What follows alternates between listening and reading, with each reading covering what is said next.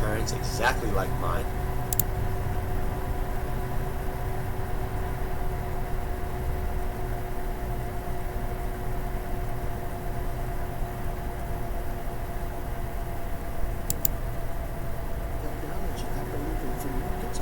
Freedom of speech. I believe it all.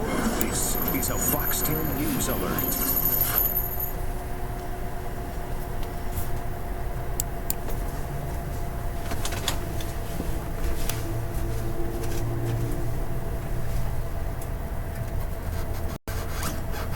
Thank you very much, everyone.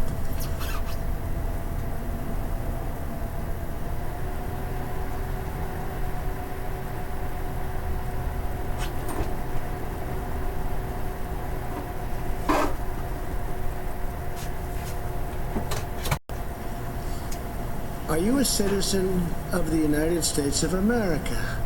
Oh, gee, I'm sorry, I just can't answer that question, and that's after spending billions and billions of dollars. There used to be a time when you could answer questions like that very easily. There used to be a time when you could proudly declare, I am a citizen of the United States. Now they're trying to erase the very existence of a very important word and a very important thing, citizenship. They're even coming after the Pledge of Allegiance in Minnesota. I'm proud to be a citizen. You're proud to be a citizen. The only people who are not proud to be citizens are the ones who are fighting us all the way about the word citizen. Today I'm here to say we are not backing down on our effort to determine the citizenship status of the United States population. I stand before you to outline new steps my administration is taking to ensure that citizenship is counted so that we know how many citizens we have in the United States. Make sense? We will defend the right of the American people to know the full facts about the population, size of citizens and non-citizens in America. It is essential that we have a clear breakdown of the number of citizens and non-citizens that make up the U.S. populations. Imperative. Knowing this information is vital to formulating sound public policy, whether the issue is health care, education, civil rights, or immigration. We must have a reliable count of how many citizens, non-citizens, and illegal aliens are in our country. The Department of Commerce sensibly decided to include a citizenship question in the 2020 census, as has been done many, many times throughout the history of the United States. Unfortunately, this effort was delayed by meritless litigation. As shocking as it may be, far-left Democrats in our country are determined to conceal the number of illegal aliens in our midst. They probably know the number is far greater, much higher than anyone would have ever believed before. Maybe that's why they fight so hard. This is part of a broader left-wing effort to erode the rights of the American citizen and is very unfair to our country. The Supreme Court ultimately affirmed our right to ask the citizenship question, and very strongly it was affirmed. But the Supreme Court also ruled that we must provide further explanation that would have produced even more litigation and considerable time delays. The case is already in 3 federal district courts that have been, to be totally honest, extremely unfriendly to us. These delays would have prevented us from completing the census on time. It's deeply regrettable, but it will not stop us from collecting the needed information, and I think even in greater detail and more accurately. Therefore, we are pursuing a new option to ensure a complete and timely count of the non-citizen population. Today, I will be issuing an executive order to put this very plan into effect immediately. I am hereby ordering every department and agency in the federal government to provide the Department of Commerce with all requested records regarding the number of citizens and non-citizens in our country. They must furnish all legally accessible records in their possession immediately. We will utilize these vast federal databases to gain a full, complete, and accurate count of the non-citizen population, including databases maintained by the Department of Homeland Security and the Social Security Administration. We have great knowledge in many of our agencies. We will leave no stone unturned. The Census Bureau projected that using previously available records, it could determine citizenship for 90% of our population or more. With today's executive order, which eliminates long-standing obstacles to data sharing, we're aiming to count everyone. Ultimately, this will allow us to have an even more complete count of citizens than through asking the single question alone. It will be, we think, far more accurate. The Census Bureau can use this information along with information collected through the questionnaire to create the official census. In other words, as a result of today's executive order, we will be able to ensure the 2020 census generates an accurate count of how many citizens, non-citizens, and illegal aliens are in the United States of America. Not too much to ask. This will greatly inform a wide array of public policy decisions. This information is also relevant to administering our elections. Some states may want to draw state and local legislative districts based upon the voter-eligible population. Indeed, the same day the Supreme Court handed down the census decision, it also said it would not review certain types of districting decisions, which could encourage states to make such decisions based on voter eligibility. With today's order, we will collect all of the information we need to conduct an accurate census and to make responsible decisions about public policy, voting rights, and representation in Congress.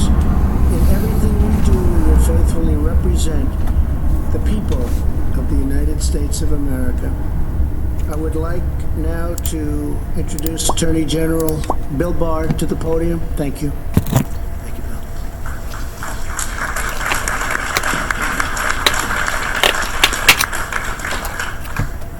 Good evening. Thank you, Mr. President, and congratulations on today's executive order, which will ensure that we finally have an accurate understanding of how many citizens and non-citizens live in our country. As the Supreme Court recognized, it would be perfectly lawful for the federal government to ask on the census whether individuals are citizens of the United States. And it's entirely reasonable to want to know how many citizens and non-citizens there are in the United States. In fact, the federal government has routinely asked questions relating to citizenship ever since the 1820s. But while the Supreme Court correctly recognized that it would be entirely appropriate to include citizenship questions on the census, it nevertheless held that the Commerce Department did not adequately explain its decisions for doing so on the 2020 census. Because, as the Supreme Court recognized, the defect in the Commerce Department's decision was curable with a better record, the President asked me to work with Secretary Ross to determine whether there remained a viable path for including a citizenship question on the census. I did so. In my view, the government has ample justification to inquire about citizenship status on the census and could plainly provide rationales for doing so that would satisfy the Supreme Court. And therefore, there is no question that a new decision to add the question would ultimately survive legal review. The problem is that any new decision would be subject to immediate challenge as a new claim in the 3 ongoing district court cases. In addition, there are injunctions currently in place that forbid adding the question. There is simply no way to litigate these issues and obtain relief from the current injunctions in time to implement any new decision without jeopardizing our ability to carry out the census, which we're not going to do. We're not going to jeopardize our ability to carry out the census. So as a practical matter, the Supreme Court's decision closed all paths to adding the question to the 2020 census. Put simply, the impediment was a logistical impediment, not a legal one. We simply cannot complete the litigation in time to carry out the census. One other point on this. Some in the media have been suggesting, in the hysterical mode of the day, that the administration has been planning to add the citizenship question to the census by executive fiat without regard to contrary court orders or what the Supreme Court might say. This has been based on rank speculation and nothing more. As should be obvious, this has never been under consideration. We have always accepted that any new decision to add a citizenship question to the census would be subject to judicial review. Turning to today, I applaud the President for recognizing in his executive order that including a question on the census is not the only way to obtain this vital information. The course the President has chosen today will bring unprecedented resources to bear on determining how many citizens and non-citizens are in our country, and will yield the best data the government has had on citizenship in many decades. That information will be used for countless purposes, as the President explained in his remarks today. For example, there is a current dispute over whether illegal aliens can be included for apportionment purposes. Depending on the resolution of that dispute, this data may be relevant to those considerations. We will be studying this issue. Congratulations again, Mr. President, on taking this effective action.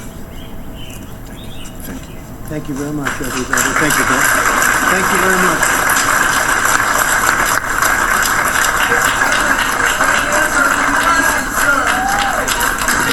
Mr. President, are you happy with...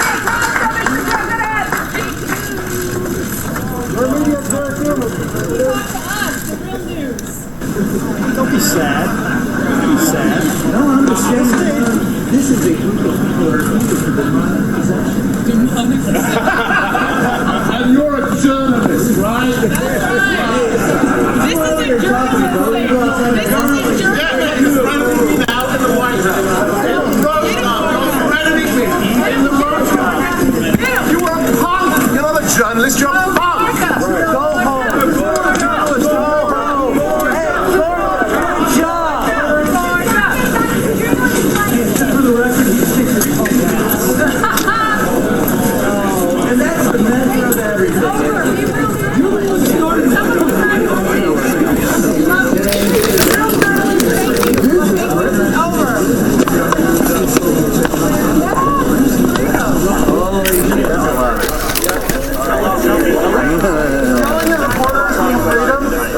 I'm on the same team. Thank you.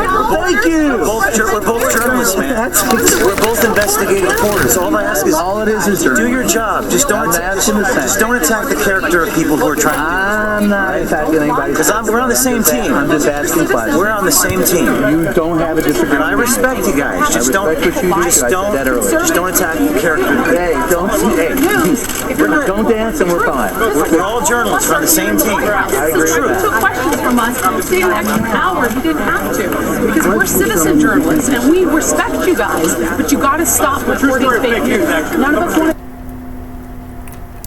And I respect you guys. Just don't attack the character. Hey, don't dance and we're fine. We're all journalists. We're on the same team. I agree with that. Took questions from us, saved an extra hour. You didn't have to, because we're citizen journalists and we respect you guys. But you got to stop reporting fake news. None of us want to.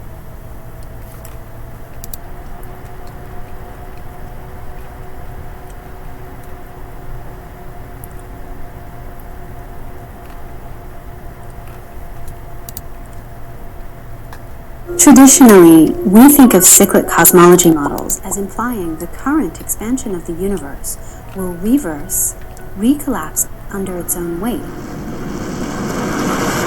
and then bounce back.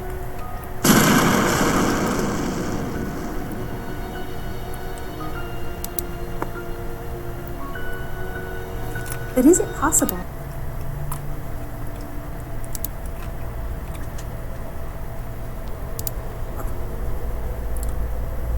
The universe has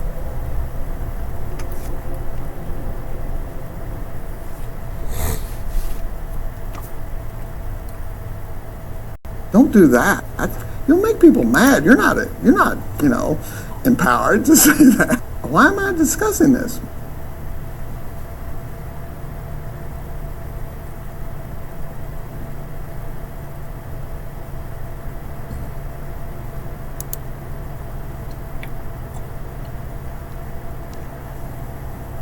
Hello again, YouTube, and I'm back with another video.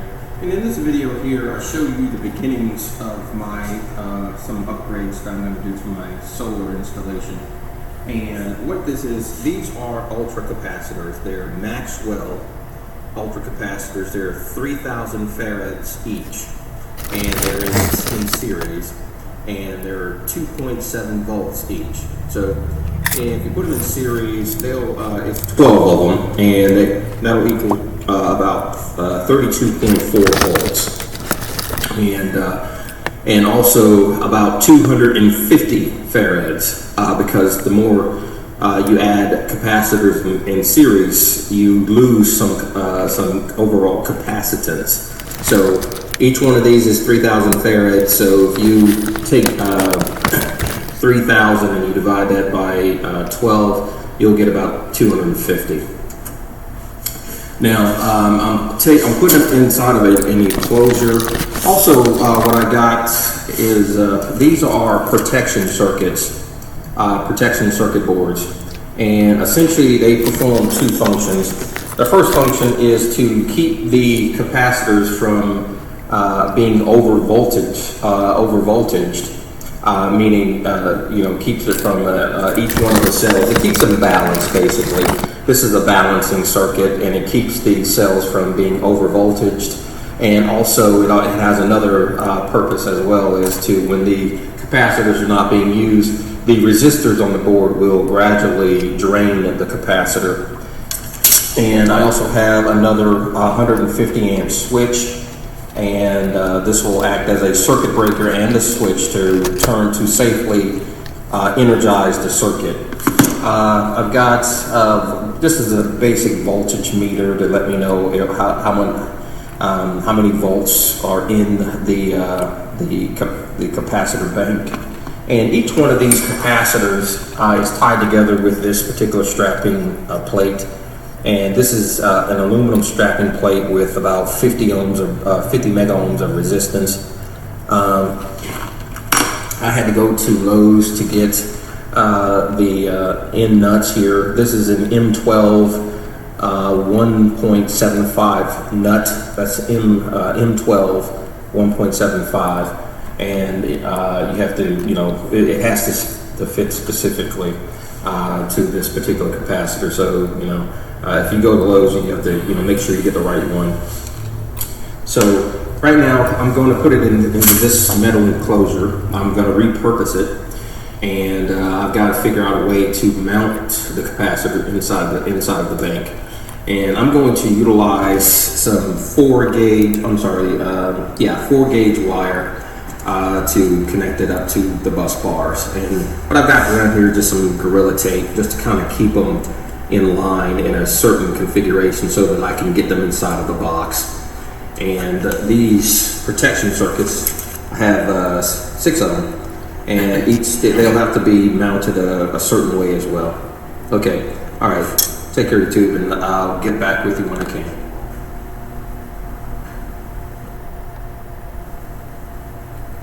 Okay, YouTube, I'm back with an update, and as you can see, I have all 12 ultra capacitors connected up. Here you see the little steel plates that are the strapping plates that are connecting the cells in series, and you also here you put in that enclosure there. 3,000 farad capacitors, or ultra capacitors in a solar implementation or a solar installation, and what this gives me is a battery boost. I got my nickel iron batteries; they're working out just great. And this right here will give me the ability to run my refrigerator and freezer without dragging my battery bank down. So 250 farads is a lot. And these ultra capacitors give a lot of power. That's the thing that's why they're so dangerous. They're so good and they're so dangerous, because they have the ability of giving a lot of power at all in one shot. Okay, YouTube, I'm going to see how things work out, and I'll update you later. Take care. Okay, YouTube. All right, the experiment has begun. My capacitor bank is at 22.8, and my battery bank is at 23.1. So, and I am currently inverting, so I am off grid. So I'm going to see how, what I can see, and, how long this will last and how it performs. There may be some need for some tweaking or something like that, but I think for the most part, I think it's going to be all right. So again, everything went well. There's no smoke or anything, so everything's wired up for safety. So we should be good to go. So now I have three circuit breakers for each power source. That's for the ultra capacitor bank. And those two are for both battery banks. I got this little clip here so to keep the thing, this cover from opening up. And this little voltage thing here, it works fine. It works fine. I believe that one of the reasons why this is probably 22.8 as opposed to this one is 23.1 is because of the protective circuit boards that are on each capacitor. There's 6 of them, and so each one of them has a resistor and a switch and so forth. But I think that's probably the case. But again, 23.1 versus 22.8, that's not bad. And right now I'm pulling about 32 amps from various sources. I'm at 95%, and we're gonna let it run all night long. Okay, YouTube. All right, I'll keep you up to date. Take care.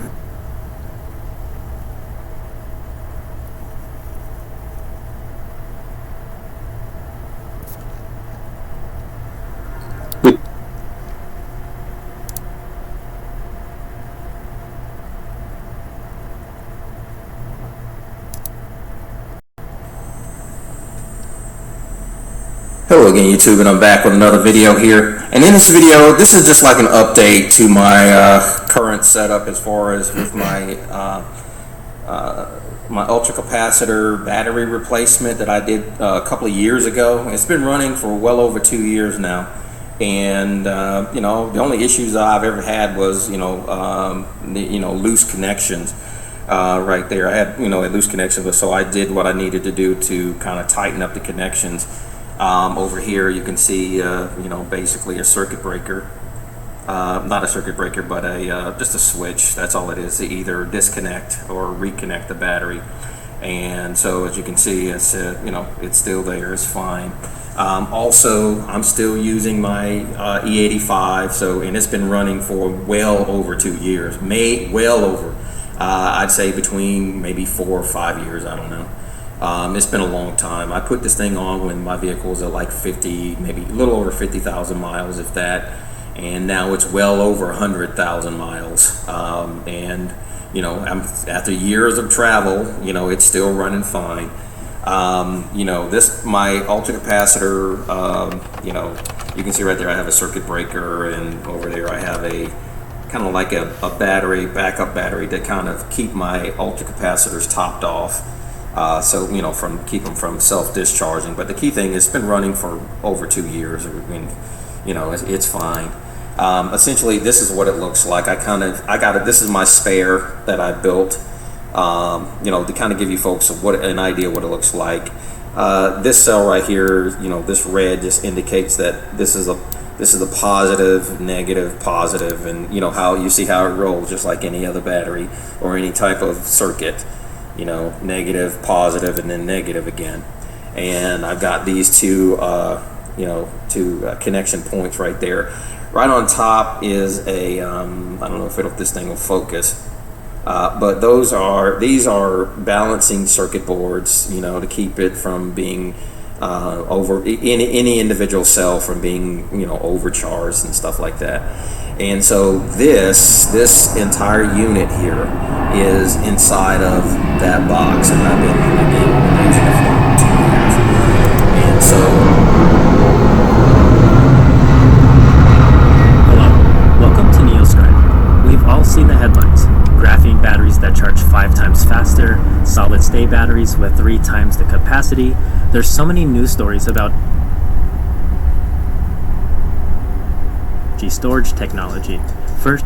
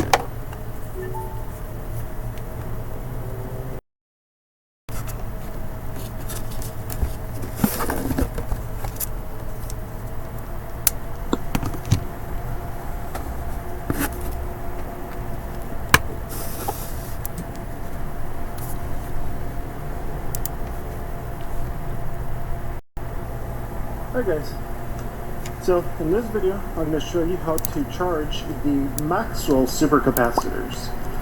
So these guys here are 2.7 volts a piece. They are basically the 3000 series, so they are 3000 farads a piece. When you basically wire them in series, they'll get you to your 12 volt, right, when you add them up. But mathematically, you divide the 3000 farad capacity by the number of capacitors in the series. So what we have here, basically, per bank, we have 500 farads. We have a total of 6 banks, so if you add everything up, this is 3000 farads worth of capacitor at the 12 volt range. So what I'm going to do is, I'm going to hook up the banks together, and then I'm going to use this intelligent battery charger that I use for my RC card to charge them up, and I'll show you guys how to do that. Okay, so the first thing I've done is I've hooked up my voltmeter to these guys. They're supposed to be empty, and you can see here when hooked up, we've got basically 0.1617 volts on this set of capacitors on this bank, and now when hooking up this bank, we're at about the same level. So we're safe to go ahead and hook these up in parallel so we could charge them together. That way we don't have to do the banks individually. Okay, so I've got the 2 banks wired up in parallel. I have the positive to positive, negative to negative. And now with my voltmeter, when I hook it up, you can see we've got 0.16 across both banks. So the capacitors are now basically balanced across the 2 banks. The next thing I'm going to do is hook up my battery charger, the intelligent battery charger, to the capacitor. I'm then going to use the manual programming features available in it to basically set the parameters of what voltage I want to reach, how much total amperage I want to push into the capacitors, and basically with this one I have the ability to tell it if I want it to basically take a pause every few minutes, every 30 minutes, to let the capacitors cool down if they heat up. I don't think that will be a problem, but I'll start the process and then we'll see how the capacitors do after 10 minutes and I'll report on that. Okay, so we've got the 2 banks hooked up in parallel. We've got our voltmeter hooked up just for reference. And on the intelligent battery charger, I'm going to go ahead and I'm going to go with the nickel cadmium battery program on mine. I'm going to basically select the current I want to feed to these. So I'm going to do the nickel cadmium charge, and I'm going to start off with a low current, let's say 2 amps. I want to see how the capacitors do, see if they warm up. I doubt 2 amps is going to phase them at all, but I'd rather be safe than starting up. So let's start the process. And when I set up the program here, actually set a limit for how many amps it could feed into the caps to make sure I don't overfeed them. So right now the charger is pushing 0.35 volts, and you can see our capacitor bank slowly going from 0.17 to 0.25, and this will start raising as, of course, the capacitors get filled. So I expect this will take quite a long time here. You can see the counter for how long the charger has been charging, and basically how many total amps have been put into the battery bank. I believe these are milliamps. So I'll check on these guys periodically to make sure they don't get hot, and see if I could basically increase the amperage rate on them. Sorry, here is the amps that have been put into it so far. Alright, these are going up, so I'll continue recording as these increase in voltage. So we've been charging for about 10 minutes, or up to 0.5 volts. So I'm going to go ahead and increase the amount of current I'm going to be pushing into them. I think going up to maybe, let's say, about 5 amps should be safe. I believe my charger is capable of 6 amps, so by going at 5 amps, the charger will be under its kind of maximum output margin, so there shouldn't be anything happening with it. Even though it has a fan, I want to make sure it doesn't overheat, and the cap should be able to take that amount of charge without an issue. They haven't gone warm at all, so they're not being phased. Again, there's quite a few caps here, and pushing 5 amps to all of them divided by what is it, 30 caps. Inverters.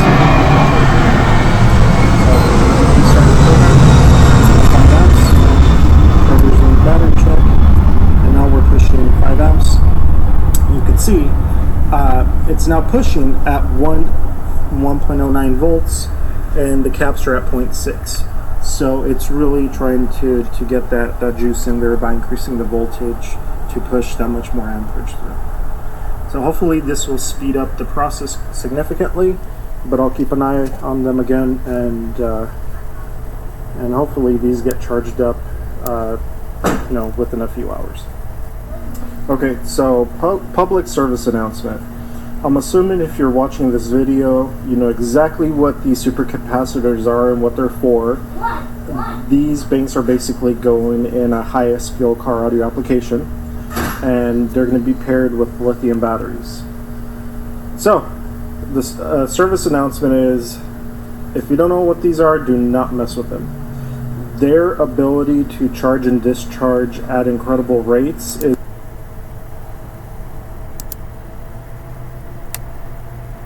as stated. So I'm just going to go ahead and wire my voltmeter up into a different position, and once I have all that, I'll continue the video. Okay, so I've got the negative of the cap going into my fan, and the positive of the fan going into the negative of my voltmeter, and it's hooked up to read up to 10 amp load. I then have the positive right here. I'm going to hook it up to the cap bank, and we're going to see just how much this fan draws.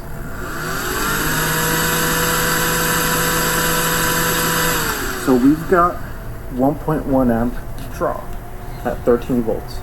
So let's go ahead and do that, and let's see how many amp hours we could get going down to about 12.5.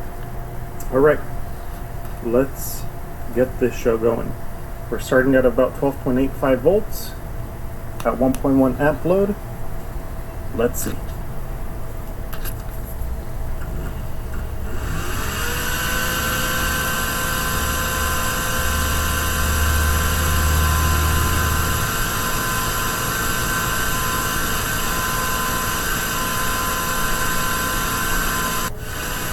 Okay, we're coming up on 12.5. We've been running for a little over 11 minutes. Yeah, this is still going. So let's say 12:30 here. 12 minutes and 30 seconds to go from 12.85 to 12.5. Okay guys, very basic rough math here. Real world though. So we had 12.5 minutes. And if we divide that by 60, we get 20% of an hour passed and the time that we tested. The fan drew 1.1 amps an hour. So if we basically multiply 20% times that, we can see that we pulled 0.22 amp hours going between 12.85 to 12.5. So within 0.35 volts difference. Now let's go ahead and plug this formula in and say, if we had a 14 volt system that we charged the caps to, how many amp hours can we pull until the caps would go down to 12 volts? Simple.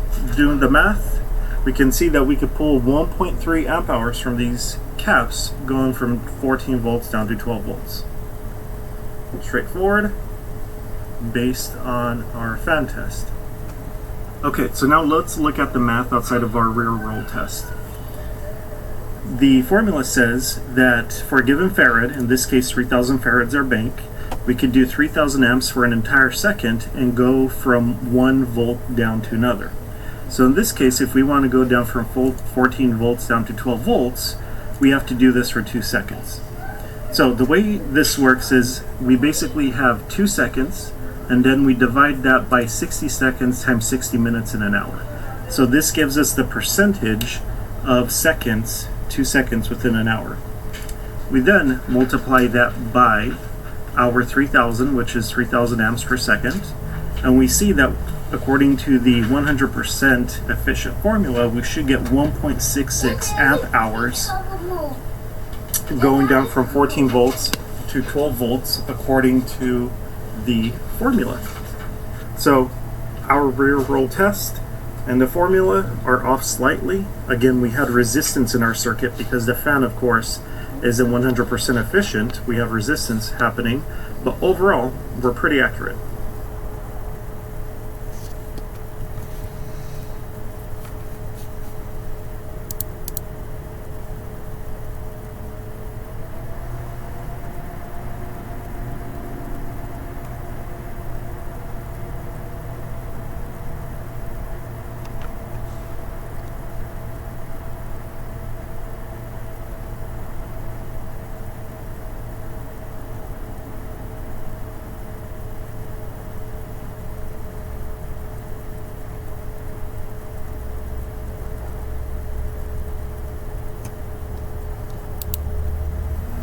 Alright guys.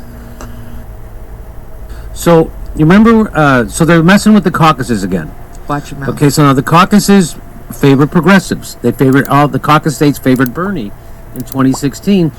Las Vegas, Nevada's a caucus state. I went there, and I want to remind people the chaos that was in the system, right? We're in Las Vegas covering the Democratic caucus at the Paris Hotel. So there doesn't really seem to be any process to this. There doesn't seem to be any kind of organization. I know they do it every 4 years, but it looks like they do it every 40 years. That's the chairman of the caucus right there. That's how they count to see who's voting. That's literally how they do it. Anybody can just count. Any jackass could get up and count. But how do you know you did it right? He's got some stuff written down on his hand. That's how official this is. You see him? He's copying it off of his hand right now. If you notice, that's what's happening. It's hilarious. Very old school. This is democracy from the 1860s. Here we go. This is before calculators even. Ladies and gentlemen, as of today's caucus results, Senator Sanders has gained 7 delegates. Secretary Clinton has, 6 delegates. Secretary Clinton has gained 13 delegates. So we just made the call. 13 delegates going to Hillary Clinton, 6 delegates going to Bernie Sanders. Working people vote against their own interests once again. Isn't that fantastic? And now they're going to vote against their own interests in Spanish.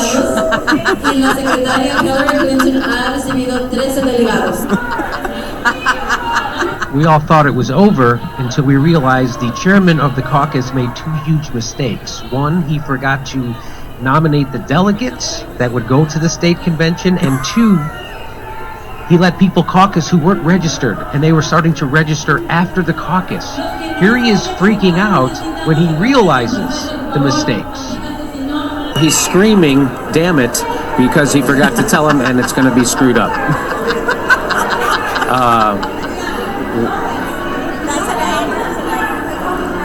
Please don't leave. Now he's Please don't leave. This guy's a brilliant sketch actor. Lots of people have already left.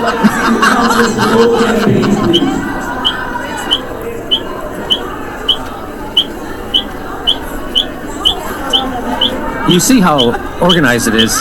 Shit's falling out of his hand left and right. He's running around like a maniac, yelling into a microphone. For those of you who are still here, please don't leave.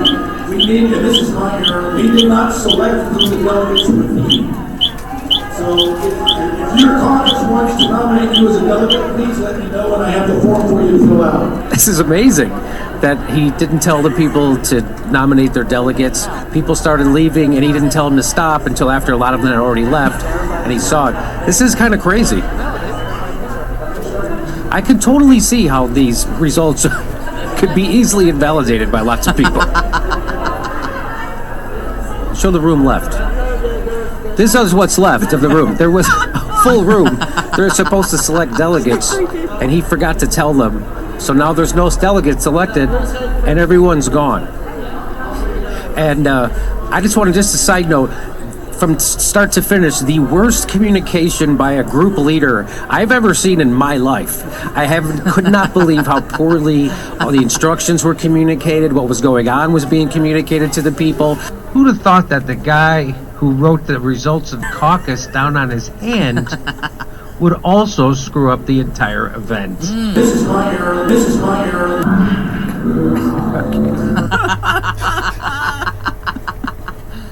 Wow. So that was us at the Paris caucus at the Paris Hotel in Las Vegas. And you see that chaos always favors the establishment, just so you know. So now Iowa and Nevada are launching a caucus voting by phone. Great. For 2020. What could go wrong? They're going to vote by phone. Democrats in the early presidential contest states of Iowa and Nevada will be able to cast their votes over the telephone instead of showing up at their state's traditional neighborhood caucus meetings next February, according to plans unveiled by the state parties. The telecaucus system, the results of a mandate from the Democratic National Committee, are aimed at opening the local level political gatherings to more people, especially evening shift workers and people with disabilities, whom critics of the caucuses have long said are blocked from the process. Now, I was there also. I was also in Des Moines last year, and for the caucus. And while I was having my country club omelet at the Perkins, I asked the waitress, who you going to caucus for? And she said, I can't caucus after work. And I'm like, what kind of a system is that? That's kind of a weird system. Now, even though the caucuses favor Bernie Sanders, caucuses favor progressives, I then said, I got to be against this system. So they did get rid of a lot of the caucuses. They did... because it favors the establishment to get rid of them. Primaries are better. Will you vote in a primary instead of a caucus? That favors the establishment. And progressives are favored by caucuses. So that's why they're doing this, because Bernie Sanders does very well in caucuses. So now they're trying to make it easier for Hillary Clinton voters or establishment voters to vote in these caucuses. So I have to be for it in principle. Because you can't have democracy be, hey, whoever can show up this night from this time. That's not democracy. That's like, no, what if I'm sick? Or what if I have to work? Or what if my kid got sick? Or whatever. What if my car broke down on the way there? It's the middle of winter. There's a million things so you shouldn't be disenfranchised. Your vote shouldn't be taken away. So there's a little bit more to this article, and then we'll talk about it with our panel. While rolling out a new voting system holds the promise of more voter participation, it also comes with potential risk for confusion or technical troubles. In 2016, backers of Senator Bernie Sanders cried foul over the Iowa results when Clinton won a razor-thin margin, 49.9% to 49.6%, despite some irregularities in reporting results. The dispute, replicated in part in Nevada, was a key factor in the push from groups on the left to overhaul the nominating process heading into 2020. The DNC's mandate has been a challenge for party operatives who sought to maintain security while also maintaining the spirit of the caucuses. And what is the point of the caucuses which are chiefly local party building activities. So a caucus was a way that a party decided to do their primary, and they did it in a way that would help build the party. That's why caucuses exist, so the spirit of caucuses, which are chiefly local party building activities, aimed at electing delegates to party conventions. So that's really the purpose of a caucus. Although they do nominate, there's the chief purpose of it is to build local parties. Officials say by avoiding an internet-based so when people go, why don't you just do it over the internet? And they say, well, that it's too it's too likely that it could be hacked, that they're too susceptible to internet hacking, and so they decided to do it with phone calls. Well, of course, That could also be manipulated. Both state parties plan to require Democratic voters they have to register online in advance of their virtual caucus, verifying their identity with the multi-factor authentication. Voters will receive a PIN that they have to enter when they call in to participate. All this can be easily manipulated, I'm sure. All this stuff could be easily manipulated. Iowans who register on time will have 6 times to choose to participate by phone, including the in-person caucus. So I guess there'll be 6 different time frames when they can call in by phone and vote. Nevadans who register for the virtual caucus can participate on February 16th or 17th. Unlike Iowa, Nevada is also offering 4 days of in-person early caucusing to give people more options. So, again, even though caucuses favor the progressives, if I'm going to be, consistent and fair, I would have to say caucuses are not a good way to do a primary because too many people get disenfranchised, meaning they don't get to show up and vote. So I said this before, and I'm being consistent to say it again, but let me throw it to my panel. What do you think of this? Ron? I mean, you talk about easy to manipulate. I mean, I have a lot of concerns about phone voting. Like, I have a lot of concerns about how safe that would be. And then, in the article where they said, well, online voting would be too easy to manipulate. Like, well, so are our voting machines. Yes. I mean, they ran that thing where, like, those 10-year-olds broke in a couple minutes and stuff. So it's one of those things. And yeah, there's pros and cons to all systems. There's pros to caucuses, cons to caucuses. And voter suppression, yeah, right? I just realized that as it came out of my mouth. So, Pro-caucuses, con-caucuses. Pro-caucuses, con-caucuses, Con-Air caucuses. Con-Air caucus. Those are my favorite. Kooky caucuses. There's kooky caucuses all across the country. There's Governor Say that 5 times fast. Kooky caucus? How about the Governor de caucus? No, I mean, we gotta do paper ballots until we have something better. And even that is ridiculous because look what happened in Florida with the where they had chads. that footage of people driving around in vans with voter with ballots. Yeah, with ballots. I think it sounds so weird that the future is paper ballots. Right? But right now it's like that's the best we got. I mean, until we have something better, like.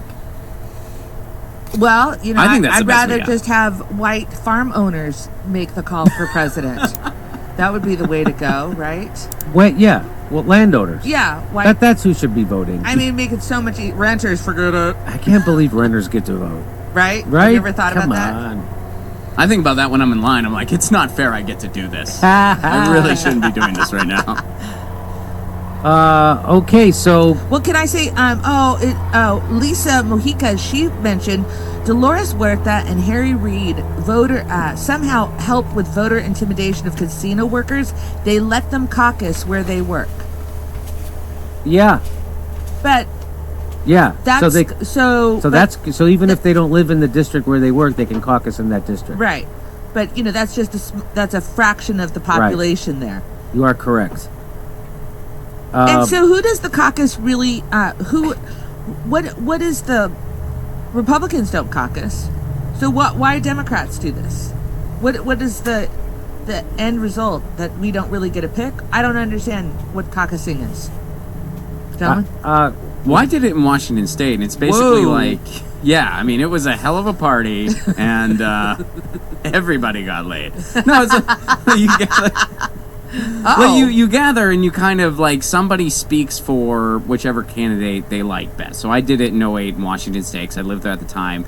Somebody spoke for Obama, then somebody spoke for Clinton, and then somebody spoke for Kucinich, and then me and 2 other people befriended that person, and then everybody casted their vote. And then you just like the person that gets the majority kind of takes it, and that's essentially the process. So what's interesting is that you get to hear about different candidates from people in your community, so it is sort of like a communal thing, but the other thing is, it also can leave some people out. What if you can't make it that day? What if something happens? So it's essentially what it is.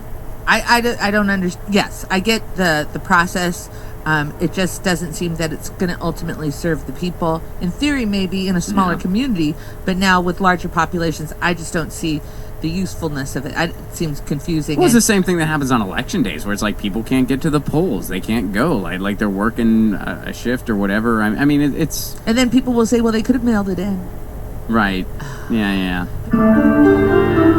Hey, we just added St. Louis and Honolulu to our live tour schedule. Go to jimmydorecomedy.com for a link for all the tickets for all our live shows. We might be coming to your town. Go check right now at jimmydorecomedy.com. And if you like the show and want to support it, become a premium member. You can become a patron or through PayPal, or go right to jimmydorecomedy.com and become a premium member. That's the best way. We'll see you at a live show.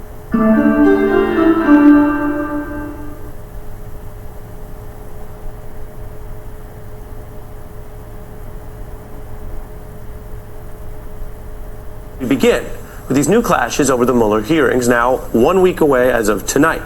For months, Trump and his attorney general claimed they were fine with Mueller testifying, and if he does, it wouldn't be a big deal. That bluster, though, is already giving way to some kind of palpable fear, including this new report that the Trump DOJ wants to silence Mueller's deputies from testifying at all, even in closed session. And now Trump's personal lawyer, Giuliani, joining Trump allies to blast these hearings before they begin. A bunch of unethical, disgraceful prosecutors, which is what they are.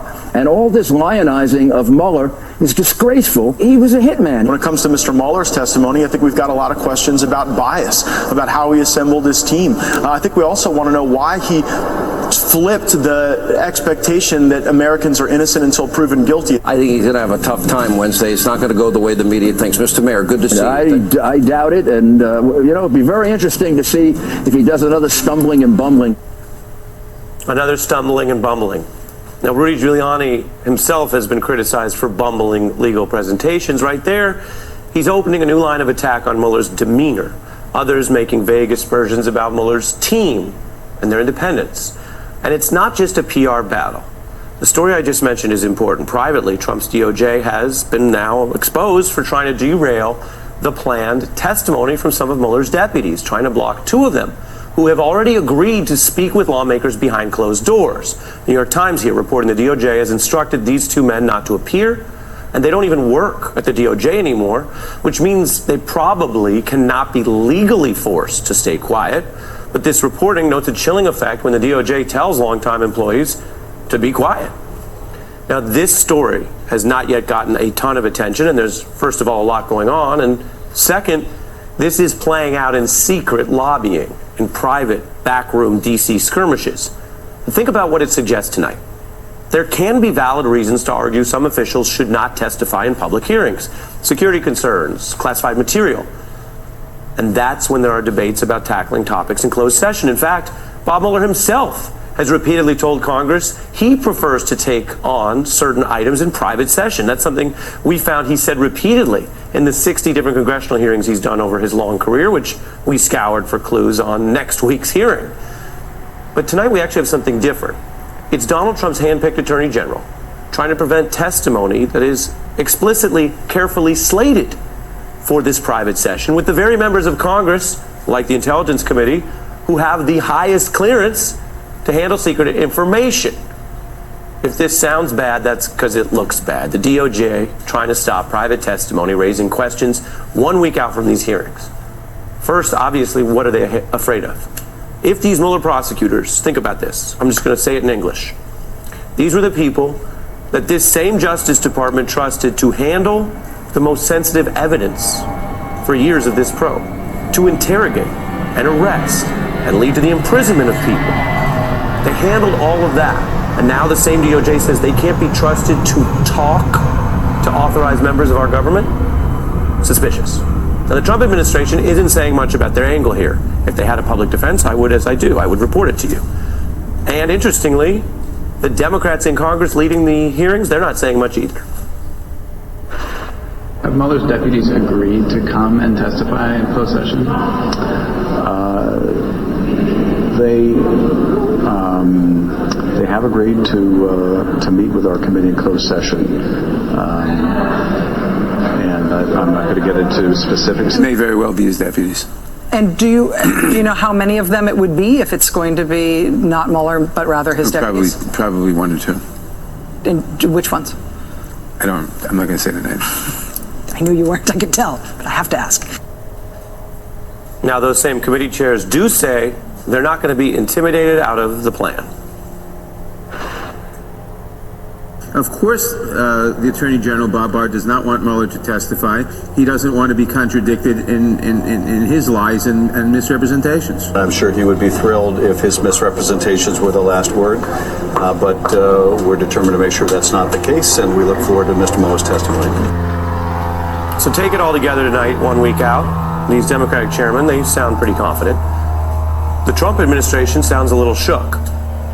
Now apparently afraid of even private testimony or Mueller talking about his report in public. So what is scary? What has them shook about the facts? What is scary about a 400-page pile of evidence? Bob Mueller already wrote the story of our political lifetime for all to see. To quote the late great Prodigy, he put our lifetime between the paper's lines. Next week, some of those paper's lines may come to life on TV, whether that scares the Trump administration or not. I'm joined now by Jason Johnson, politics editor for The Root, criminal defense attorney Caroline Polisi, who represented guilty Trump aide George Papadopoulos and knows a thing or two about this probe, and former federal prosecutor Glenn Kirshner, who knows a thing or two about Bob Mueller, having worked directly for him, you see it right here, at the D.C. U.S. Attorney's Office. Great to have all of you here. Glenn, your view of the significance and implications of the attempt to get Mueller's deputies to shut up, to not speak even in a careful private setting next week. You know, Ari, you ask, what are they afraid of? Because they've gone around crowing about how the Mueller report established no obstruction, no collusion. So why wouldn't they welcome the people who actually did the investigative work that generated the Mueller report coming in and testifying no obstruction, no collusion? Well, it's because they're afraid of the substance of the report, because as we know, in Volume 1, there was a finding of sweeping and systematic Russian interference and tons, and I'll say it one more time, tons of coordination between Trump campaign officials and Russia. That's a problem for the administration. And then second, there are some 10 or 11 instances of what can only be called obstruction of justice by President Trump, detailed in Volume 2. 11 incidents discussed. I would say 5 to 6 are under that higher bad level of substantial evidence, as according to Mueller. You may see more than him, but in terms of what the Mueller report says, let me read to you a little more on this clash, because again, I think it's very important. That's why it's our lead story, where you have the DOJ acting like they're cool. Oh yeah, do what you want, and then privately dropping the hammer. Reading from the Times reporting about these Mueller deputies, Zebley considered Mueller's closest associate, former chief of staff, functioned in a similar role in the special counsel's office. The other gentleman prosecutor here, Mr. James Quarles, worked as a Watergate prosecutor, heavily involved in the team's investigation into whether Trump's attempt to impede investigators constituted obstruction, and was the lead intermediary with the White House. What do you think those two prosecutors could lawfully say? Not leaking, grand jury material, anything they're not supposed to do, and we have no reason to think these lawyers want to break the law. What could they lawfully say in closed session that would matter? They can lawfully talk about each instance where the president was found to have done something that probably constitutes a high crime and misdemeanor. You see Giuliani and Barr trying to bully witnesses that they have no legal right to block. Now, they can bully Hope Hicks into making a fictitious claim of absolute immunity, a claim that when it was last taken up in court in 2008 by Judge John Bates, albeit, and it was a George W. Bush issue at that point, because it was White House counsel Harriet Miers invoking it. Judge John Bates, a George W. Bush appointee, said it's nonsense, it doesn't exist. So they can try to use fictitious invocations of privilege to stop the Hope Hicks and maybe even the Don McGahns. But now, Ari, as you say, they're desperate because they can't stop these private citizens from coming in and talking about the substance of the report. And you know what? They don't have to put any bells and whistles on it. If they talk only about what we see in those 448 pages, that's going to be a great start in exposing what the administration has done. Turning to some of my experts right here in New York, Jason, how do you think it looks? Well, the key is they're more concerned about these private sessions than they are with Mueller, right? Because Mueller has already said, I'm not going to say anything beyond the report. I'm not going to get, and it's frustrating because I think that has allowed this administration to be as aggressive. Mueller's great till he's got to be great, right? When he's got to be great in front of everybody, he's like, well, I'm not going to say anything besides the report. And he shouldn't be afraid to express and possibly expound upon the truth that he presented in the Mueller report. And that's what's making the administration feel like, well, if he can shut them up behind closed door and Mueller's not going to say anything, we can just PR this to death and we can get out of it. Yeah, if you know anything about Bob Mueller, as you did extensive research here on The Beat, we knew from the beginning of this that he wasn't going to go outside the four corners of those pages, but luckily there are 448 of those pages, and as you have rightly noted, not many of which people have actually read. So I know there was sort of this collective letdown when we heard from Mueller in May that he wasn't going to, that he didn't actually want to talk to the public about it. Even if, Ari, he sticks to those 448 pages, there's so much in there. It's the difference between reading the book and watching the movie. Right. It's going to have an effect regardless of whether or not we get any new information outside of that report. And you know a bit, what do you know about Zebly and Quarles and the rest of that team when you see Giuliani say, oh, they're all super biased, they're terrible? What's going on behind the scenes here based on your dealings with the team? I don't know about them specifically. I can say in terms of my dealings with congressional committees, it is, it's a bureaucracy. So I can see how these things take time, and I would be surprised if it were Bob Mueller himself that's emailing with, the committee. So there are layers upon layers of negotiations. Do you think, you dealt with this and you've had your differences with them because, as I mentioned, you represented a former Trump advisor, but do you think it is reasonable for them to go in and talk in closed session, or do you? Absolutely. So, so what do you think DOJ is up to? Well, I don't see DOJ actually putting forth any real legal arguments for any reasons why they shouldn't be doing it. I think they would prefer they not do it. Is this the Justice Department version of fake news? It's a fake argument? I don't think it's a real legal argument, and which is why we don't have anything, on paper from them. No, if we did, I would quote it. Exactly. Right. So I don't see them pushing this beyond just we would prefer you not do it. I don't see them. So you think they're rattling the cage a little? Potentially. Look, there are reasons they wouldn't want them to talk, obviously, but there's nothing really legal there. And they're also kind of working the refs here. Because, look, at the end of the day, you're telling private citizens, don't listen to Congress, don't respond to subpoenas. And that is a larger problem that we've seen with this administration, that they basically ignore the law whenever it's something that they don't like. So they figure if they can make enough noise, maybe they'll make either of these testimonies, maybe they'll make them nervous, maybe they'll make the Democrats nervous. None of that is going to happen, because at the end of the day, these are private citizens and they want to talk. And that brings us to the Bill Barr of it all, Glenn. I don't know, when you were at DOJ, did it have as much trolling? Because Bill Barr loves to troll. You're familiar with that internet term? It didn't have any trolling. No trolling. So here's a guy, and again, I've said this before on my show, and I'll say it again. No one is accusing Bill Barr of breaking a law. It is not, at this point, something at that level.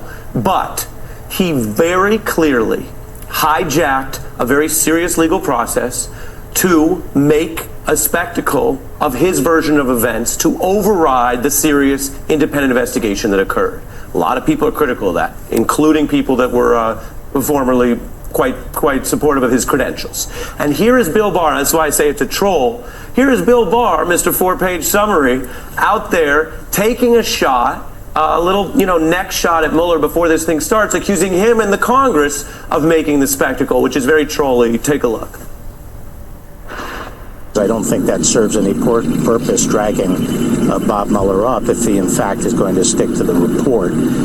It seems to me the only reason for doing that is to create some kind of public spectacle. Glenn, is that right?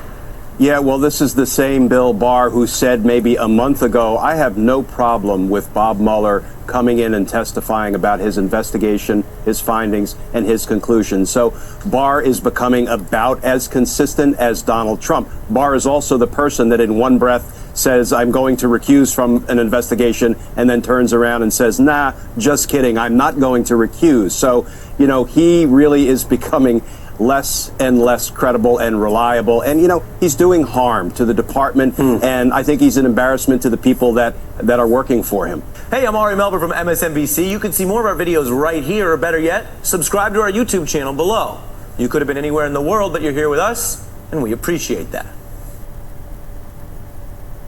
The most important thing to remember when reviewing today's news is something that is not part of today's news, something that wasn't mentioned in the Labor Secretary's press conference about why he decided not to prosecute Jeffrey Epstein for sex crimes when the Labor Secretary was the U.S. Attorney in Florida. The most important thing to remember about all of the news today involving the sex crimes of Donald Trump's old friend Jeffrey Epstein and the refusal to prosecute those alleged crimes by Alex Acosta when he was a federal prosecutor is that Donald Trump is himself an accused sexual assaulter and an accused sex criminal. He stands accused by dozens of women. Donald Trump does himself. Most recently, Donald Trump was accused of deliberate, forcible, violent rape. Accused of that by the columnist and author E. Jean Carroll. And even more important than that, than the accusations, the President of the United States is a confessed sexual assaulter. I moved on her, actually. You know, she was down in Palm Beach. I moved on her, and I failed. I'll admit it. Whoa. I did try and her. She was married. That's huge news, Sarah. That's the President of the United States. And only that President of the United States would ever have considered appointing Alex Acosta to anything years after Alex Acosta was exposed as the federal prosecutor who decided not to prosecute Jeffrey Epstein, and according to a Florida federal judge, violated the law in the way that he handled the Jeffrey Epstein case. I moved on her like a I couldn't get there, and she was married. And all of a sudden, I see her, she's now got the big phony Only that president would have appointed Alex Acosta to a federal job of any kind, because any other president would have seen that a day of reckoning was going to come eventually for Alex Acosta, as it has now finally come. But only Donald Trump wouldn't care about that day of reckoning, about how Alex Acosta handled a major sex crimes case against a rich old friend of Donald Trump's in Palm Beach. I gotta use some Tic Tacs just in case I start kissing her. You know, I'm automatically attracted to beautiful. I just start kissing them. It's like a magnet. You just kiss. I don't even wait. And when you're a star, they let you do it. You can do anything. Whatever you want. Grab them by the I can do anything. That's Donald Trump's confession to sexual assault. You can do anything. That's Donald Trump's description of the first sexually assaultive moves he likes to make on women. You can do anything. And for Donald Trump, that means you can get away with anything. And it means his friends and his people should be able to get away with anything. It means the White House staff can violate the Hatch Act whenever they want. You can do anything. That's the motto of the Trump White House. And it certainly means that Donald Trump's labor secretary could make a deal not to prosecute an old friend of Donald Trump's for sex crimes, and the labor secretary should be able to get away with that, and Donald Trump should be able to get away with choosing Alex Acosta as his labor secretary, because you can do anything. How about a little hug for the Donald? He just got off the bus. Like okay, absolutely. Melania said this was okay. Melania said this was okay. That's the President of the United States who appointed Alex Acosta, who held a press conference today in which he tried to explain his decision not to prosecute Jeffrey Epstein on federal charges. In 2008, a major newspaper described the Epstein prosecution like this. A Florida grand jury, that is, a grand jury convened by the district attorney of Palm Beach County, had charged Epstein with the lesser offense. At that time, the Epstein legal team was elated. He would have avoided prison altogether. But then the United States Attorney's Office in Miami became involved. Epstein got an ultimatum: plead guilty to a charge that would require jail time and registration, or face federal charges. And that was the week, more than 10 years ago, that Epstein went to jail. After Alex Acosta's press conference today, in which he blamed the very forgiving deal that he made with Jeffrey Epstein on the local Palm Beach prosecutor, Barry Krischer, Mr. Krischer gave this statement to NBC News. I can emphatically state that Mr. Acosta's recollection of this matter is completely wrong. The U.S. Attorney's Office produced a 53-page indictment that was abandoned after secret negotiations between Mr. Epstein's lawyers and Mr. Acosta. The State Attorney's Office was not a party to those meetings or negotiations and definitely had no part in the federal non-prosecution agreement and the unusual confidentiality arrangement that kept everything hidden from the victims, no matter how my office resolved the state charges. The U.S. Attorney's Office always had the ability to file its own federal charges. Mr. Acosta should not be allowed to rewrite history.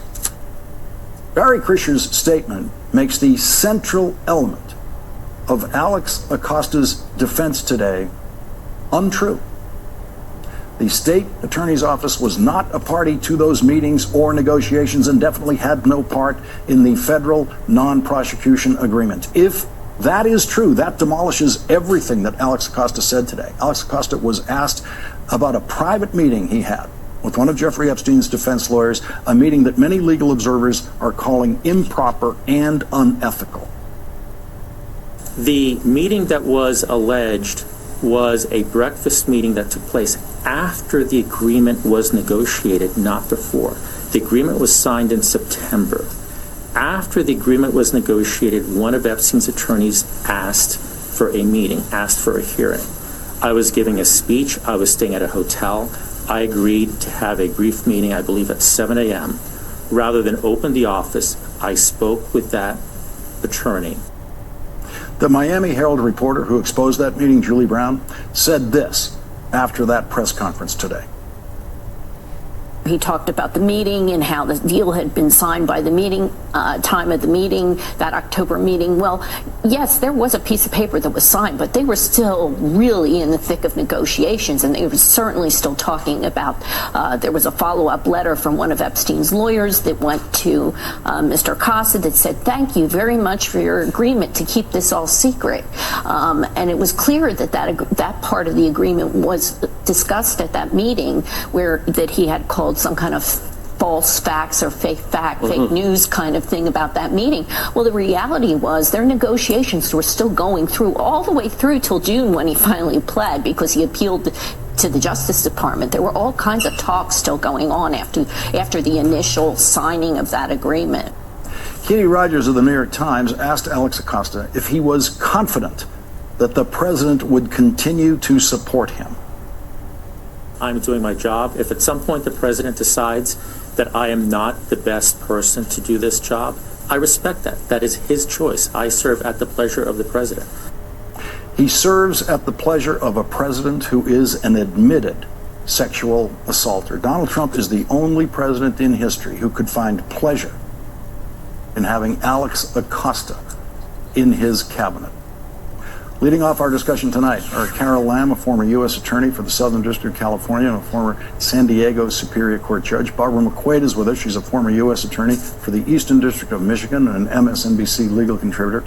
And Ron Klain is with us. He's a former senior aide to Vice President Joe Biden and President Obama and a former chief counsel to the Senate Judiciary Committee.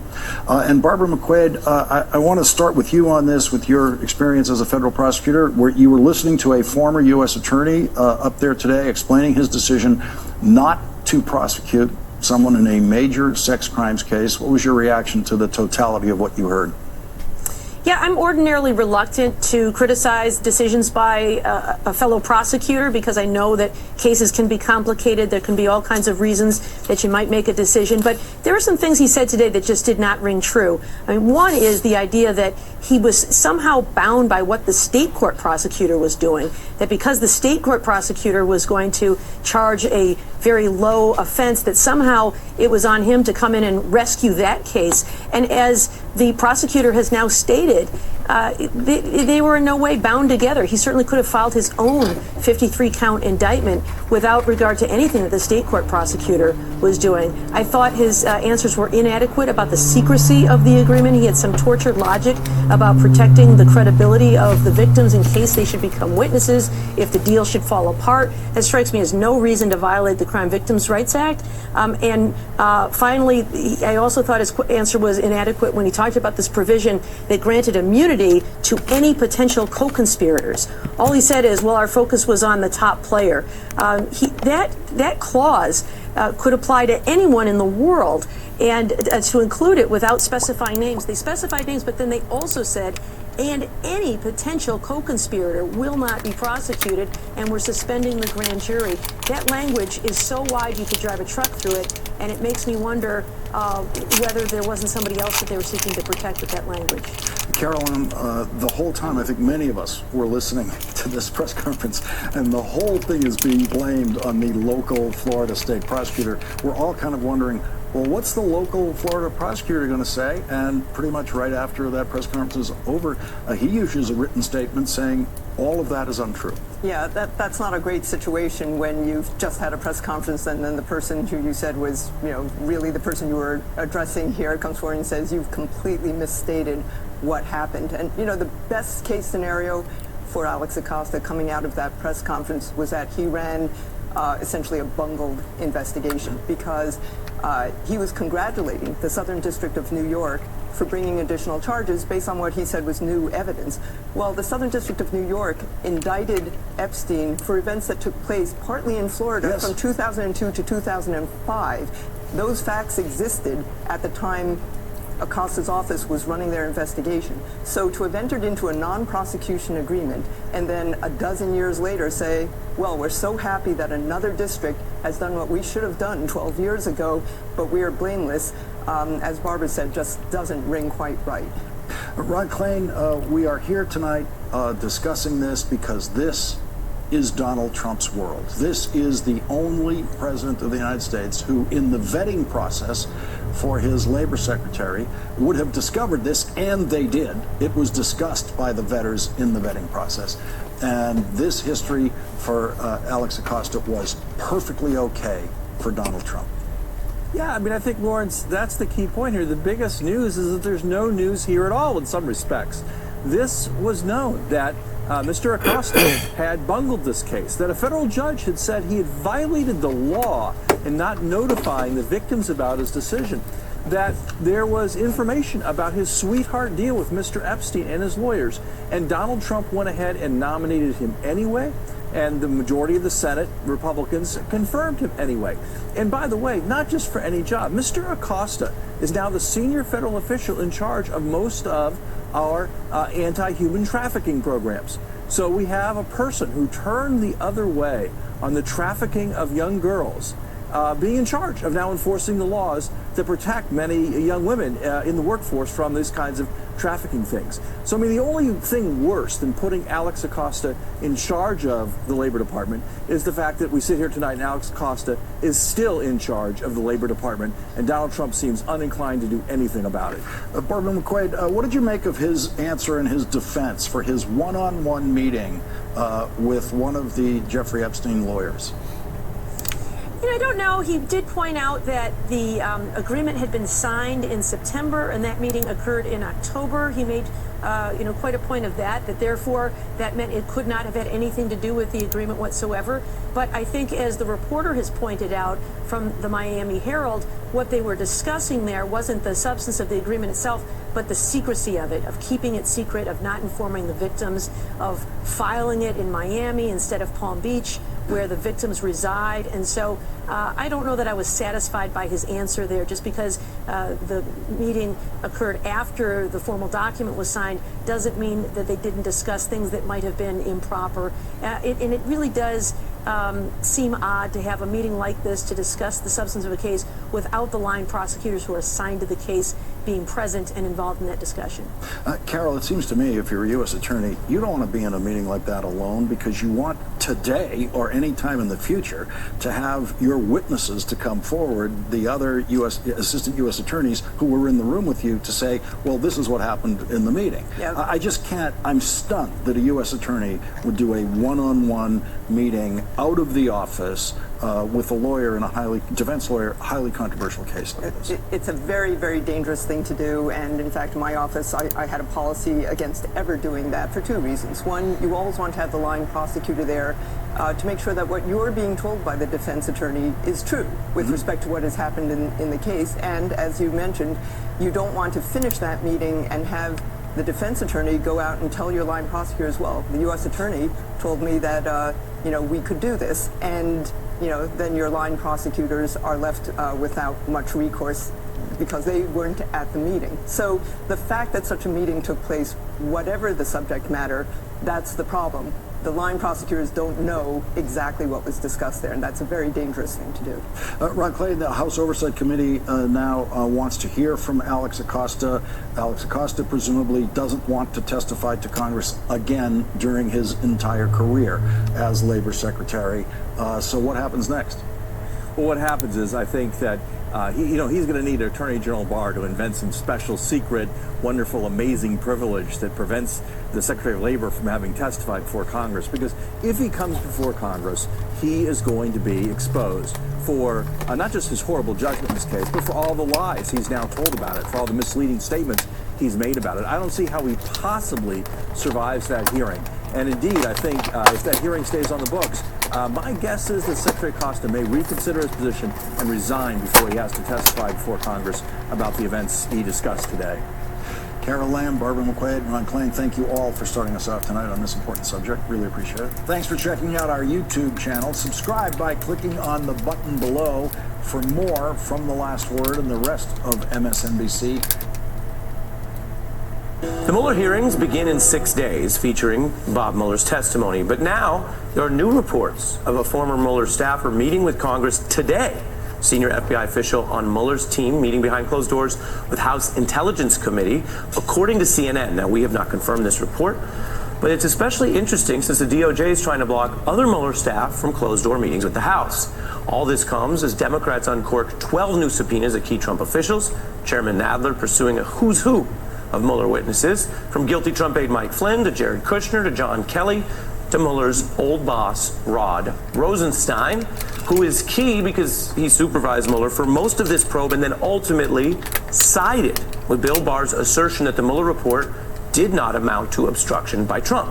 Now, Rosenstein left the DOJ amid separate reports he assured Trump he could land the plane for him, and today, a CNBC reporter spotted Rosenstein dining with, yes, one of Trump's staunchest defenders, current White House official Kellyanne Conway.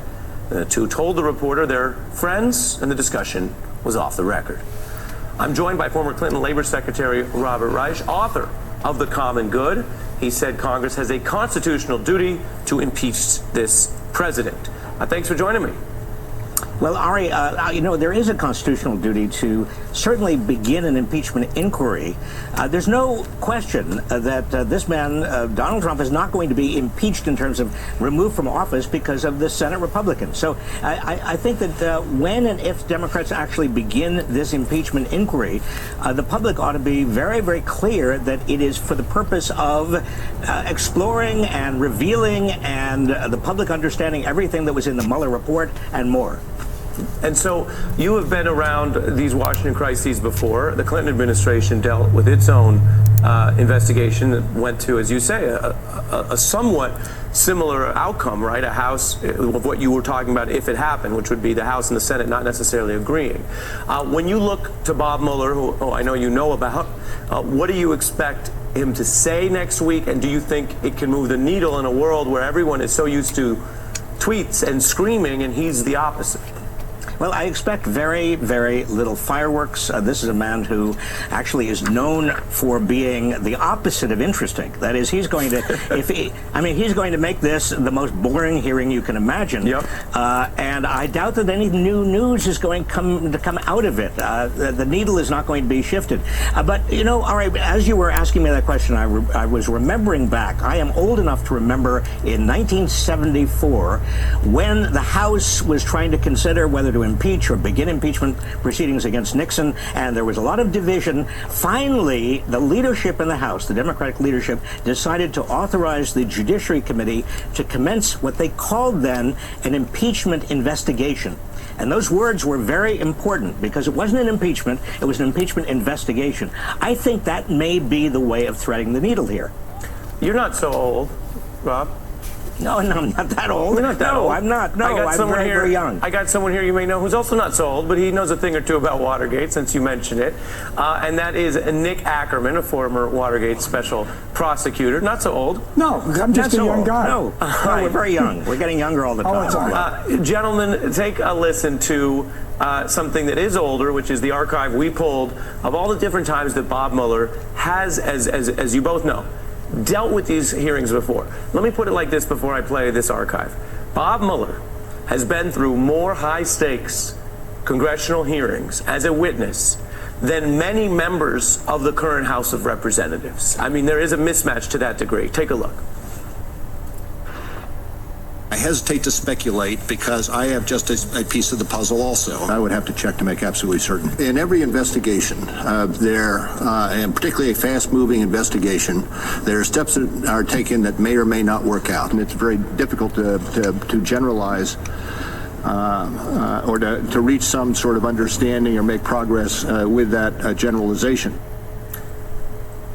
Nick, he knows exactly what he's doing. You're a prosecutor. He's a prosecutor. How do you question him? I think you question him just like you would any witness at a trial. What you've got are 8 acts of obstruction of justice that he lays out in his report. He says he's only going to stick to that report, and that's what the House committee should do. They should take him through each of those 8 acts, go through the corrupt intent evidence that they've gathered, which is enormous, on each of those acts, bring out who the witnesses are, all of whom, by the way, were just subpoenaed today by the committee, because that's going to be the bloodline of the beast. And you may say, what are you talking about? What I'm going to deal with is radical Islam and the rise of what is called in the Bible the beast kingdom. If you have a Bible, Revelation chapter 13, verses 1 and 2, I think it may...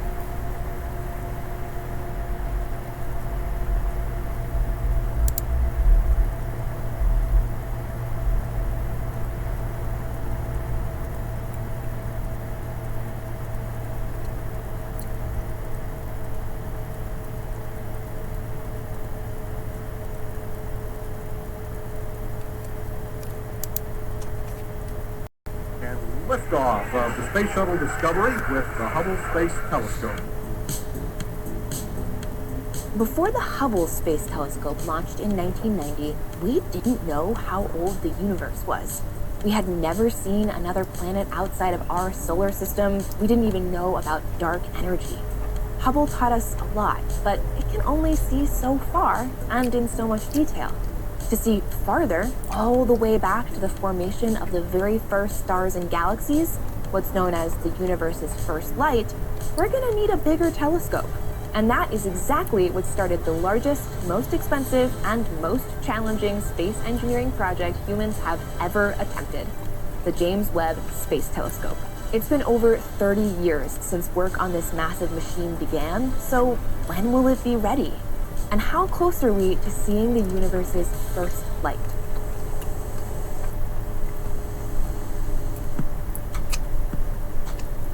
Since its beginning, the James Webb Space Telescope has involved thousands of scientists and engineers all over the globe. But all this work raises the question, what's so important about creating a telescope that's able to see the universe's first galaxies? The Hubble Space Telescope has been absolutely revolutionary in changing the way that we understand the universe. But we're really missing a key piece of the puzzle. We're missing the very start of how galaxies got started. When you know how they form, when you understand the situation that this galaxy arises from, You understand the evolution, the forces at work, and a better picture of what the universe was like back then. And it'll help us do things like predict what will happen to these stars and galaxies in our universe further on. What's going to happen at the end of everything. And if finding out how the world ends isn't enough for you, Webb will be able to do a whole lot more. The search for life is one of the big things that we're doing at NASA right now. It's really exciting. And Webb is going to make, I think, really groundbreaking discoveries in exoplanet science. One never knows. We could get lucky. Now, personally, do I hope we find signs of life with the Webb telescope? Yes, of course. It would be awesome. Really, Webb is a multi-purpose observatory. It will observe everything from the planets in our own solar system out to the most distant objects we can see and everything in between. And step one in building this, it turns out, starts with these. Have you ever been with a bunch of engineering type folks? When you sit in a meeting where you want to talk about, some kind of structure, people grab whatever's nearest. I've got a water bottle and I'm sticking it on top of my phone and hey, here's a telescope and it's crazy. So I just decided to build my own, silly little model of JWST and brought it in and said, look, instead of a cup and a phone, can we please just use this model? So how do we engineer this to see back in time? Well, it has to see in infrared.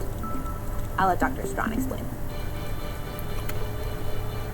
So if you think about, for example, the Hubble Ultra Deep Field, this deepest image of the universe that we've ever had, we're able to see very, very distant galaxies. And if you pick out what the most distant ones are, you'll see that there are these little tiny red blips. They're so far away that the expansion of the universe has caused the light from those galaxies to literally be stretched into longer wavelengths. And longer wavelengths mean redder light. That's why we built the James Webb Space Telescope to be sensitive to the infrared so that it can pick up where Hubble left off and really complete that very first picture, to look at the very first stars, the very first galaxies. And Webb's ability to see infrared light really relies on three main things: its mirror, its sun shield, and its orbit. Let's start with the mirror. It may not look big here, but that mirror is huge, 6.5 meters in diameter, to be precise. The reason why it's so big is really because we're trying to look at the very first stars and very first galaxies that were ever formed, and they're very far away, and they're very dim. We're trying to collect one photon approximately every second. And so we're counting individual photons. So we need to be able to collect all of that light. Now, the reason the mirror is gold is that it reflects infrared light, making it easier to focus that distant light down into the instruments. But there's a problem. The sun also emits infrared light, which brings us to the sun shield. This part is also huge, about the size of a tennis court. So part of the job of the sun shield is literally to block the light from the sun from reaching the telescope and messing up all of the good work that it's going to do. It allows the telescope to operate at a temperature that is about 30 degrees Kelvin. Room temperature is about 300-ish Kelvin. So we are going very, very cold. And finally, the orbit. The James Webb Space Telescope is going far, like really far, 1.5 million kilometers away from Earth, to a place called the Second Lagrange Point, or L2. So here's the sun, you have the Earth here, L2 is here. But when you go out to L2, you don't have the Earth and the sun filling half your sky. That's why we can use the sun shield to kind of cover them up, so that all Webb sees is the darkest space and be able to do its mission. So we need to launch all of this enormous, sensitive equipment on a rocket into space over 1 million kilometers away, which complicates things further because rocket launches are basically well-controlled explosions. In order to survive that explosion, it has to be designed to be very robust and strong. That, coupled with the fact that JWST is also fairly large, means we have to design it very carefully to fit inside the rocket, then deploy it. It has to be right when we launch it. We have to test everything. to make sure that it works correctly once it's in space, because we can't go fix it. That's what makes this project so unique. They won't get a second chance, unlike Hubble, which was serviced by astronauts 5 separate times. Webb has to be perfect on the first try, so understandably, that's taken some time to achieve. The James Webb Space Telescope was first scheduled to be launched in 2007 and was budgeted at $500 million. But as construction progressed and testing began, that launch date and that budget have changed a lot. This really is engineering at the extreme. It's pushing the edge of what's possible. As a scientist that's going to depend on this telescope for my future research, to hear of another delay was, it was sad. It was disappointing, but that's the reason we test, because we don't want these things to happen once we're in space. And that brings us to where we are today. With construction mostly complete, all that's left are the final testing stages leading up to the launch. The sun shield and the spacecraft element are currently undergoing thermal vacuum testing. And then after that, we'll undergo some more tests, some more deployment tests, those sorts of things. And then we will ship the whole observatory down to South America and French Guiana to prep it for launch. Once the telescope launches and is on its way to L2, it'll start to unfold in space. The entire process will take about, 2 to 3 weeks. I don't expect any of us are going to be getting much sleep for that time. The thing for me that is maybe the most scary is the deployment of the sun shield. There are hundreds of different individual sort of movable parts that have to happen during that deployment. Between it deploying and being fully tensioned up, the position requirement that it has to hold on orbit in space is about as much. So my job is to make sure that this thing, through its manufacturing, through installation, through all the testing, whatever happens to it on orbit, that it holds to this much slot.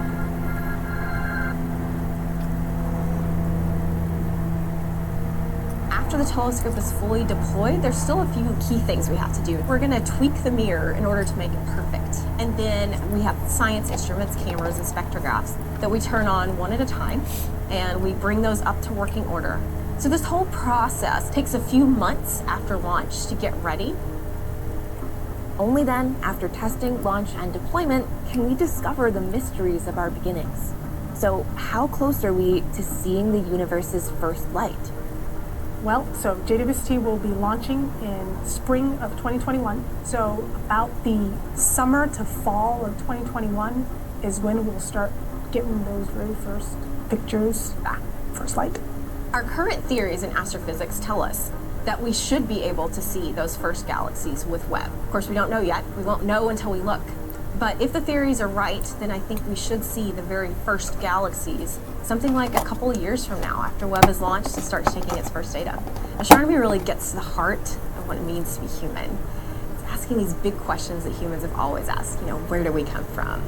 How do we get here? Are we alone? I think we'll answer questions that we haven't even thought to ask yet. And that is one of the most exciting things about any big telescope like this. We are creatures of curiosity and of wonder. This is an expression of it at, I think, the highest level that we can achieve. For more episodes of How Close Are We, make sure to check out this playlist here and let us know in the comments what you want to see us investigate next. Thanks for watching.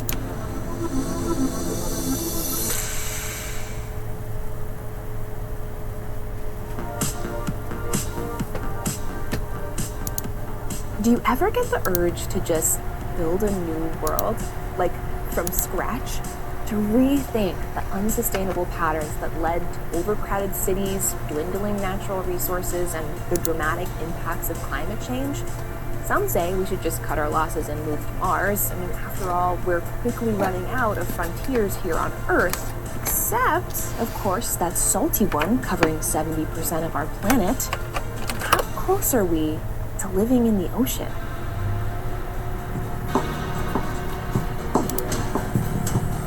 We've already built underwater hotels and submarine laboratories, and you know what you're thinking, an Atlantean metropolis would be awesome. But there are a few reasons that Bioshock is purely fictional. Intense pressure, a distinct lack of oxygen and light make this extremely expensive on a large scale. But what we could do is build a city on top of the water. In fact, coastal cities have been expanding into the ocean for decades, often relying on destructive land reclamation techniques. But what if we simply design cities to float?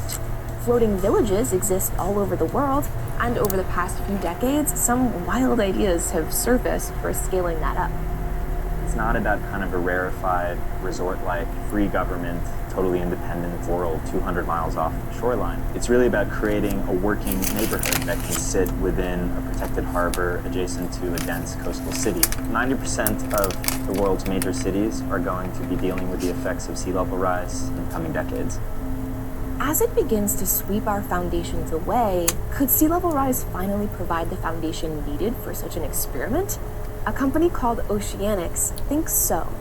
Alongside international contributors, Oceanics and its team of designers and engineers recently unveiled at the United Nations a concept for a sustainable floating city. The design aims to support 10,000 residents, accounting for food, waste, water, energy, and mobility. We wanted to make sure that we would provide all the resources that the people would need to really feel like they're part of a vibrant collective system. The design of oceanic cities is a move away from the very flashy, futurist kind of utopian proposals we see a lot. It reflects the kind of utopian architectural style that has been developed maybe in the last 20 years called neo-urbanism to really give that kind of nostalgic neighborhood kind of feel to it. The team started with a simple choice. They opted for a pontoon structure for more shallow, sheltered harbors over a semi-submersible design suited to the open ocean. These structures, besides being flexible and modular, are resistant to tsunami and earthquake damage, provided they're designed for the physics of the water. For any floating body on a water surface, there are actually 6 forces that act on it. So you've got sort of the surge force where an object sort of slides forward and backwards. You've got a sway where it slides from side to side. You've got the heave where it goes up and down, a roll, or a pitch, or a yaw where it just rotates horizontally. The hexagon just ends up being a great way of kind of approximating the stability of a circular shape in the water that really lends itself well to kind of combining into fields or rings in order to, when you combine 6 of them, create a sheltered harbor. And then those kind of villages or clusters can combine to create an even larger sheltered harbor. And that kind of system of growth kind of continues in a fractal pattern. Okay, so an aquatic, earthquake-resistant beehive that grows outward like a snowflake? I'm on board. But without worker bees and a queen, how does this colony sustain itself?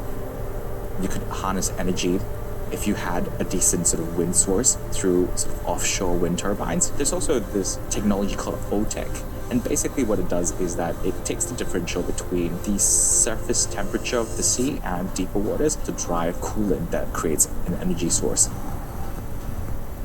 In addition to wind turbines, Oceanic City will rely on solar panels and wave energy. But what the team believes is most crucial is a mix of high and low-tech solutions, plus some minor lifestyle adjustments by its residents.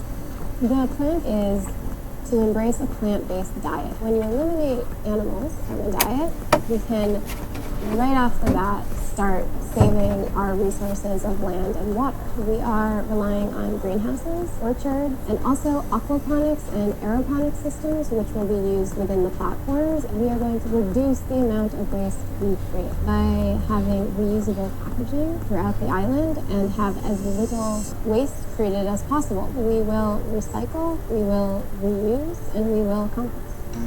Though this may just seem like a quick fix for our overdevelopment problem, Oceanics wants to consider long-term solutions that help the marine ecosystem too. You would really want cutouts to allow sunlight to penetrate. In terms of the pontoon structure, some of them use gill technology that allows water to actually pass through the structure, minimizing the impact on the environment.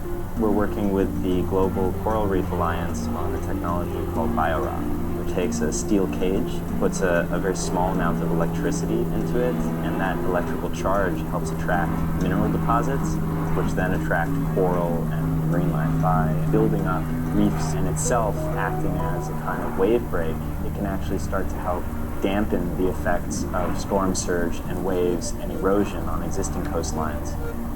I think what floating structures offer is quite a good intimacy with the water. There's almost a sense of accountability or ownership of that particular patch of ocean that you want to preserve. But what it seems everyone is after as they float these proposals is a chance to start fresh. The modular approach to this design allows the city to kind of flex its muscles in different ways and fit the needs not only of the city itself, but of the coastal city that it's adjacent to.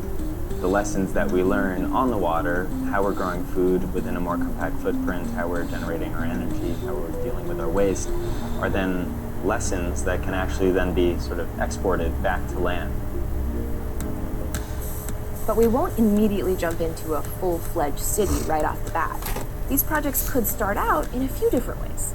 If you're talking about satellite installations, you would really be looking at the biggest corporations in existence right now. You're looking at the tech companies, something like Google or Facebook, creating a campus or a massive data center on a floating sort of platform off somewhere. In a lot of ways, I think Disney would be perhaps the best candidate for creating a floating resort city. Maybe the first sort of larger village for oceanics could be something like a university.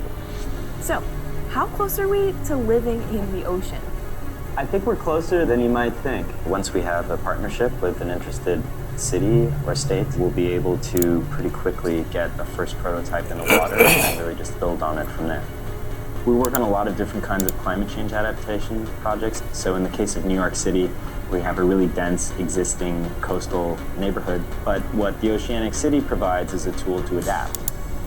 I think we will see a lot of cities expand onto floating parts of themselves in the next 20 years. The technology is there.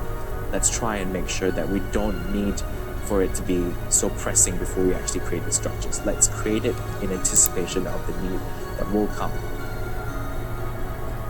For more episodes of How Close Are We, make sure to check out this playlist and let us know in the comments what you want to see us investigate next. Thanks for watching.